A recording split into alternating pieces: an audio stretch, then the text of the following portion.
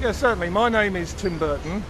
I'm a member of Liberty GB, the political party, but I support the EDL because we have a huge problem with Muslim immigration, and this is something that's not just what the EDL says.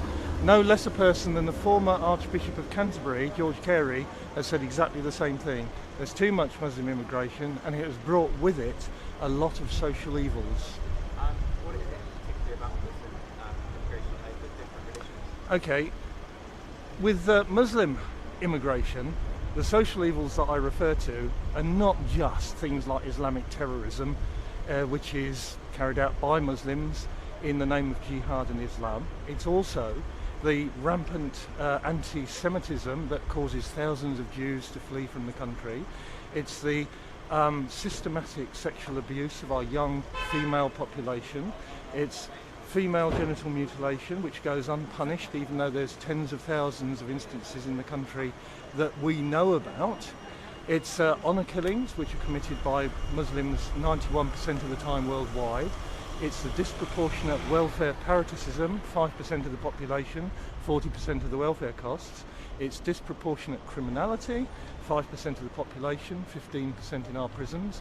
I could go on and on. The thing is that it's this specific demographic, this specific Muslim male population that is causing these problems. So what do you think we should do with these specific migrants that are trying to? Well, when it comes to migrants, what we have to realise that it's being described as a refugee crisis by our politicians, but it's in fact nothing of the sort.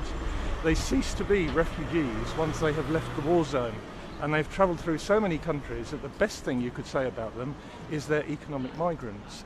But there's more to it than that. When you're talking about Muslims, you look at the makeup of these so-called refugees, you'll see that 80% of them, 75 to 80% of them, are young, fit Muslim males, well-dressed, smartphones, designer clothes, fit and well-nourished. They are not refugees by any stretch of the imagination.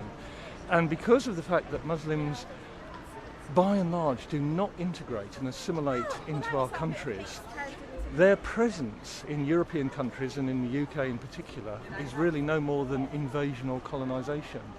And that is something that's actually written into Islamic scripture. But not a lot of people know this, but the Prophet Mohammed himself, back in the year 622, emigrated as part of his campaign to grow his religion of Islam.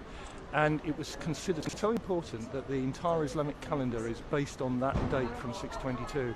And Muslims coming to Europe and to the UK today are doing no more than following in Muhammad's footsteps to invade and colonise and turn our European countries and the UK into Islamic countries. And that is not something that should be encouraged. Obviously, this is the last question. Obviously, as well as the things that you say, there's obviously a large Muslim population in the country already. What would you want to see happen to this population? Well, the reason we haven't done anything about it so far is because of political correctness and multiculturalism. Now, the thing about multiculturalism is it's all very well as long as everybody approaches it in good faith. But as soon as you have one particular group that starts making special demands and threatens violence if they don't get those demands, then your multicultural model falls apart.